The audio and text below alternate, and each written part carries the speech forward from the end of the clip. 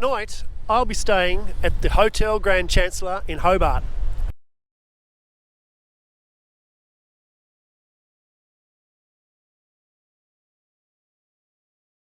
It's got everything. It's got a restaurant, it's got a pool, it's got a fitness centre, it's got a laundry, it's got 17 floors that are only 7 floors. And the best thing about it, just like Trek Trendy's luxury travel videos, is I don't have to pay for it. So let's check it out and see whether the Grand Chancellor is not one of the shit hotels of Australia. And I certainly hope it's not. A few moments later. So let's check out the room then. And you can see it's pretty well set out. Got a nice large king size bed, separate little lounge, coffee table, dining table, some old photos of Hobart on the wall, and even though it's about 8 PM, we do have a view of Mount Wellington, across to the Queen's Domain, and even out to the Derwent River, even though this is not a riverside room, and the future site of the proposed AFL football stadium for Hobart. We have, and this is something I think is absolutely brilliant, we have bins to sort your waste and your recycling. First that I've seen in a hotel in Australia ever. We have a set of drawers, nice drawers. We have a fridge, we have a minibar, we have a cupboard with bathrobes, spare blankets, pillows wrapped in plastic, that's a really nice touch, ironing board and iron. And then in the bathroom we have a bath come shower with a handle for the drunk or old, or both. And then a very nicely fitted out, quite small, but nicely fitted out bathroom. We have aircon, although in Hobart I don't think you need it, and we don't need to examine what's on the TV because we've got all free-to-air channels. We've also got Netflix and we've got YouTube. And just look what happened to be on YouTube when I logged in. So, if the room lives up to its looks, I should be getting a pretty good night's sleep here in this room, 1729, the Hotel Grand Chancellor, Hobart. And now the fridge noise test. Well, this one certainly doesn't run all the time, and it's got the extra insulation of the wooden door, and when it was running it was pretty quiet, so more ticks all around there. And now for the shit hotels of Australia instant coffee check test. And whilst we perhaps should be pleased that it's not International Roast or even Nescafe but Moccona, Hotel Grand Chancellor in a room that retails for $270 a night. I've stayed in cheaper hotels in Melbourne and Sydney where they have coffee pods, so this one is a little bit of a letdown. But we're not here to actually judge the coffee, we're here to see whether it's in date or not. So let's check the use by date.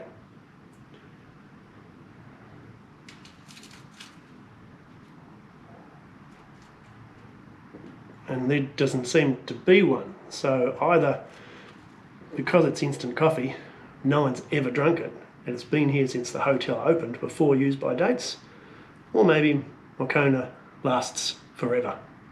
Who knows? Anyway, I won't be drinking it. 12 seconds later. And the Hotel Grand Chancellor has a minibar, which I'll probably be examining when I rate it for the add-ons. We've got a couple of bottles of wine, and then down here in the fridge we have a couple of beers, some waters, and some white wine as well. Those beers on the shelf are mine. So let's have a look at the prices. We can see that the wine is $8.50 for a bottle, which isn't too bad considering that the wine on Virgin Australia was $12 a bottle for the same size. So $8.50, Hotel Grand Chancellor, that's not a bad price. Well done. And I should have checked when we looked at the bed to see what we've got. And we actually have a bit of a quilt, not particularly thick considering we are in Tasmania, but I guess we've got that extra blanket and we can turn the heating on, I suppose. But yeah, at least we do have, unlike some of those Queensland hotels, we do actually have a quilt. Well done. One of the great extras of a hotel like the Grand Chancellor is you actually get room service, and seeing as I didn't check in until 8 p.m, I wasn't going to go out to a restaurant for dinner, so I just got a little entree and some chips just to tide me over until breakfast. Crispy pork belly and chips. And the crispy pork belly, well, $20. Then I'm not paying for it, so that's okay. It looks good, I must admit. 1 hour later. So I must admit, it is a little bit confronting seeing myself on a screen quite this big in a hotel room in Australia. But you must be asking the question, why am I featuring a hotel like this on a channel called Shit Hotels of Australia? Well, first up, because even though the retail rate for this room is about $270, I'm here on a corporate rate, and my company is paying $190, which is the same amount as I paid when I stayed at the Boulevard Lodge in Bundaberg. So I thought it'd be interesting to do a comparison about what you get, or what your company gets, for $190 between Bundaberg and Hobart. And the other reason I wanted to feature this room and this hotel and see how it matches up is because the Grand Chancellor is sandwiched right between Hobart's two busiest streets, Davey Street heading west and Macquarie Street heading east, the two main thoroughfares coming in and out of the city, which the design of which causes the bottlenecks in Hobart, and yes, they do have gridlock in peak hour. And so even though 17 floors up, and even though this is a Sunday night, there is still quite a discernible noise of traffic from this room in the Grand Chancellor.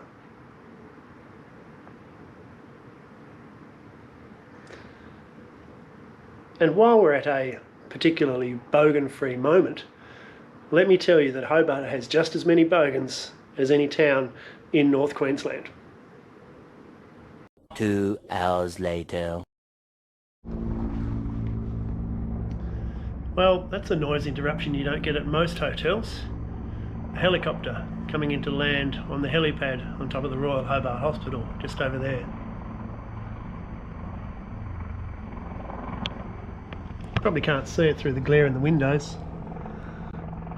but it's noisy, but pretty cool. The next day. One cool thing that the Grand Chancellor has in each room is this brochure about Hobart's history. And on the 19th floor we have a history wheel pointing out the locations of all the areas located in this brochure. And it's really interesting. If you're really into history, I certainly recommend you checking it out, particularly if you have never been to Hobart before. But for me, this place and the areas surrounding also have a little bit of family history. In fact, in this very brochure, it talks about bushranger Matthew Brady. It says he was shipped to Sarah Island in Macquarie Harbour and eventually escaped by stealing a whaleboat. Well, he stole that whaleboat from the commandant, who was my ancestor, Captain Samuel Wright, leaving Samuel stranded. I mean, he actually had the opportunity to kill Samuel, but he thought that Samuel actually wasn't one of the worst warders that he'd ever worked for, so he let him go. So if Matthew Brady wasn't quite so generous, I don't think I'd be standing here today. So check it out, check out the brochure, check out this site, and explore the history of Hobart and Tasmania at the Grand Chancellor. So the Grand Chancellor here actually has another connection to my family history. My brother Matt, who sadly passed away earlier this year, was an apprentice chef here when it was newly built as Sheraton Hobart. And after he had graduated from his apprenticeship and worked for a few years, he actually became the exec chef in the old Woolstore Hotel, which is directly across the road. Again, working there for a few years, setting up a new kitchen. So after being exec chef at the old wool store, Matt moved across the bay here to the Elizabeth Street Pier, a new function centre built on one of the old wharfs. And he was the exec chef there for a number of years before deciding that he'd had enough of the city and he'd move down and stay next to me down in Dover and semi-retire, but that didn't last long. So Matt originally moved to Dover to work at a little pizza restaurant there, work 3 nights a week and spend the rest of the time fishing, but he was an absolute workaholic and that obviously didn't work, and so he ended up basically working every night there. In the end, he was then poached by Sean Langman, who had purchased the Commandy Hotel further up the road and opened up a new fine dining restaurant in that establishment. Matt was there for a few years and then he decided to move back to the city. So after leaving Commandy, Matt was offered a job as the exec chef of the Henry Jones Art Hotel, which is over my shoulder here in the old Sandstones building. Those people who might have watched some of my videos on my other channel might have seen that those buildings had a connection to my family history as well, because the Henry Jones Art Hotel was not always the Henry Jones Art Hotel. It was originally the Henry Jones Processing Factory of IXL fame, and later became offices for the Tasmanian Fisheries Development Authority, where my dad was the deputy director, and his office was on the top floor of the sandstone building that you can see, the tallest sandstone building with the three stories. And as I would have said in one of those other videos, he later moved to an office in the brown building directly through here, the Hobart Marine Board building, which now has a direct connection to me as well. You know how they say I can see my house from here? Well, I can see one of our houses from here. So directly over behind the Hobart Port Tower is a suburb of Tranmere, where my family moved in the mid-1970s and lived until the late 1980s. But there's even more family history to be seen from the window of my room in the Hotel Grand Chancellor, Hobart. So across the road here at the end of the spirally bridge is a row of trees, and that's known as Soldiers Memorial Avenue. For the first soldiers who served in the First World War, who died thousands of miles overseas, there was no way that families could ever visit their graves if they actually had one. And so each one of those trees in that avenue going all the way up the hill was planted in memory of a citizen of Hobart who died in the First World War. And my great-grandfather Percy Harrison and his brother Claude Harrison both have trees in that Soldiers Memorial Avenue. Both Percy and Claude were killed on the Somme in 1916.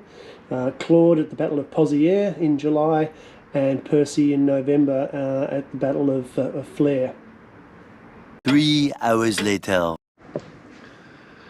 Now, I don't know whether this is going to come out, considering that the room is dark, but that's a sight that you don't often get from a shit hotel in Australia, even if you could call this one shit, and I'm not sure you can. But that's the glorious sight of a huge moon rising over the eastern shore of Hobart. The next day. So here we are sitting outside the Tasman restaurant here at Hotel Grand Chancellor, Hobart. So we've got an extensive menu of quality Tasmanian produce. It looks really good. I'll show you the menu fairly shortly. I won't be dining there tonight. I had breakfast there this morning, and the breakfast was included in my room fare, which was pretty good. But for those people purchasing breakfast, it's $33 a head for a buffet, which was okay. It wasn't really all that impressive, but it was okay. But the biggest shock was the fact that coffee was not included in the buffet, and in fact you actually had to pay an extra $5 for a coffee. And I guess that might explain why the Moccona coffee, instant coffee, is in the rooms. A little bit cheeky, Grand Chancellor, charging $33 for breakfast and then $5 extra for coffee. Come on, throw them in a cup of coffee. What can it hurt?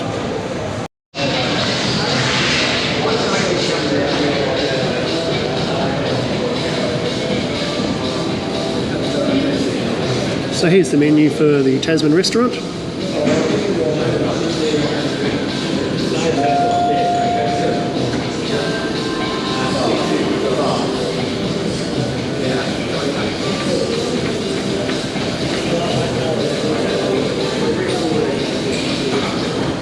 And here's the buffet breakfast menu. Well, the Grand Chancellor in Hobart certainly scores on the add-ons score of the pirate score. It has a fitness centre and a pool here on the 10th floor.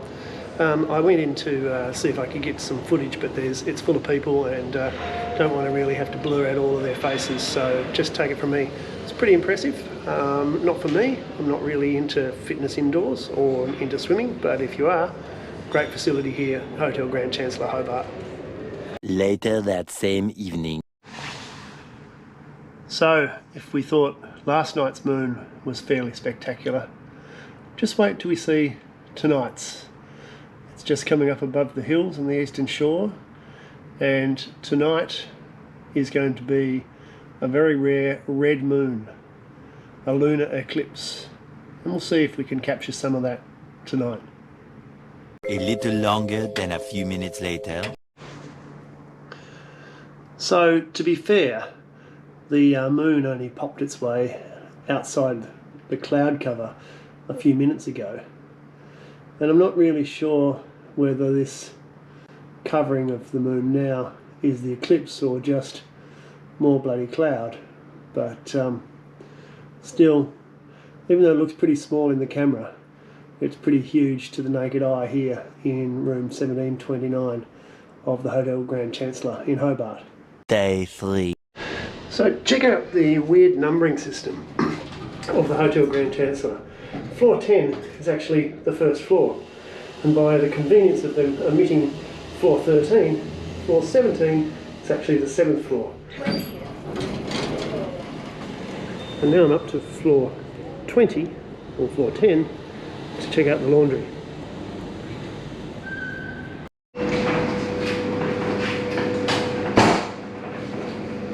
So this is the laundry for the Hotel Grand Chancellor, 2 washing machines.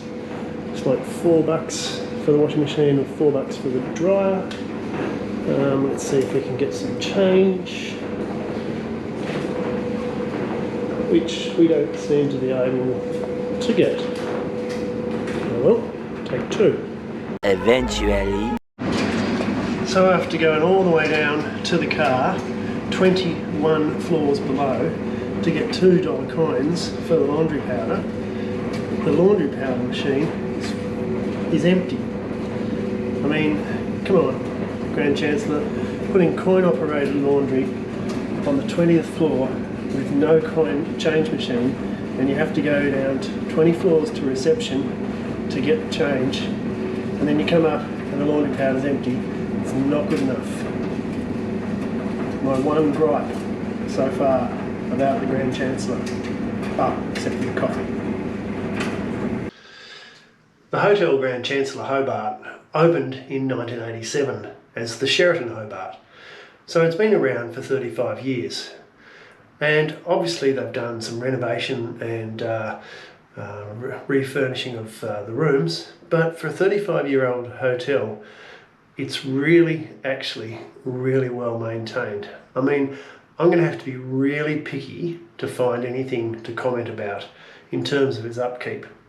I mean, I could comment about the slightly tacky pink granite bench top and floor, but this bench top has lasted quite a while. In fact, the granite is over 400 million years old, so I think it's going to outlast this hotel, and has certainly lasted well for 35 years.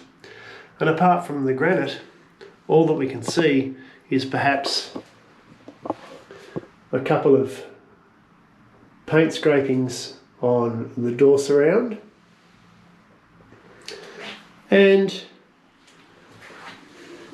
a little bit of wear on the hinges and the slight traces of rust. So, Hotel Grand Chancellor Hobart, for upkeep, you're going to probably rate pretty highly on the pirate score, I reckon. One debt to society later. Well, after a hard day's work, it's time to kick off the max and settle back with a nice drink. Mine's a DC. Nah, stuff that. It's beer o'clock. DC, for God's sake. Cheers.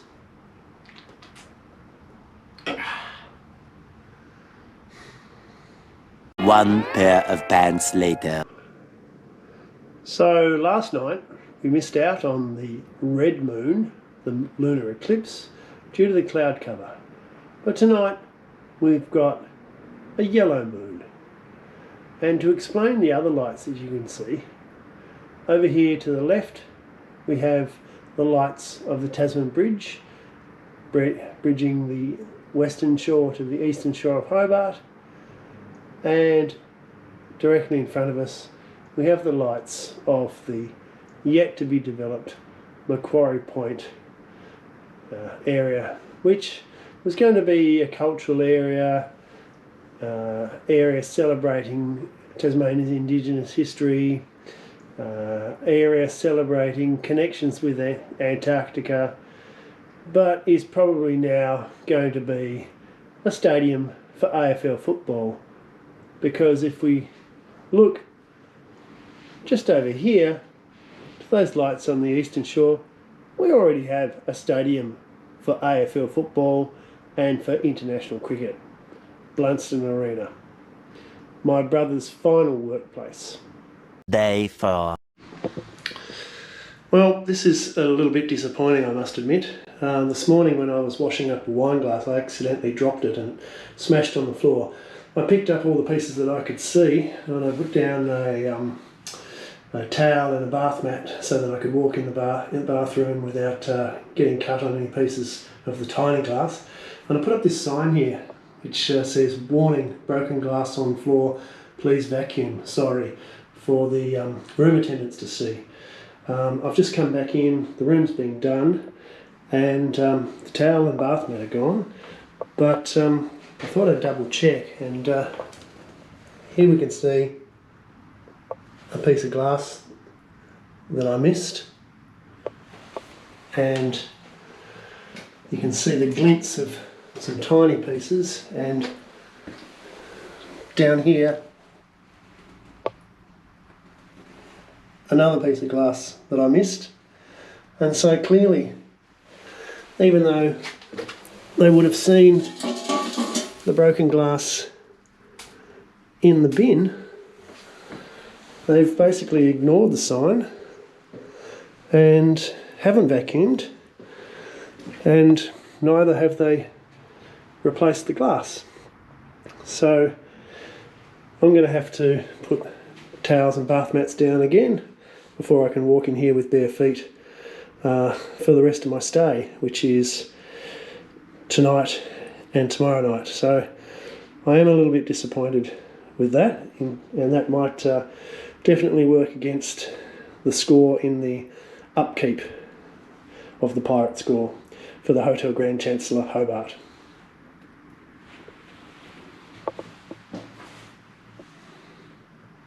By sheer coincidence.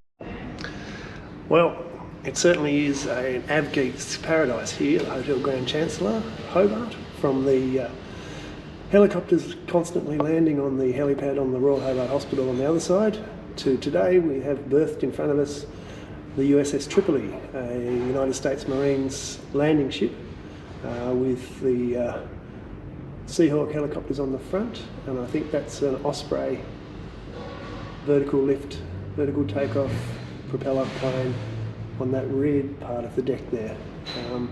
Might go and have a check, walk down there and check it out if the security is not too stringent. But excellent. Several days later. So now it's time for the all-important Pirate score, and we'll see how the Hotel Grand Chancellor Hobart stacks up. So first up, cleanliness and upkeep. I mean, first up, the room was serviced every day, which doesn't happen often in hotels these days. And for a 37-year-old hotel, it was exceptional. It would have been 5 stars, but for that incident with the glass on the floor situation. And after the 2 nights, they still hadn't actually replaced that broken glass. So, for cleanliness and upkeep, 4 stars. Facilities. Well, there wasn't anything special about the room, except maybe the bathrobes and the recycling bin, and instant coffee where other similarly priced hotels would have coffee pods. That wasn't brilliant.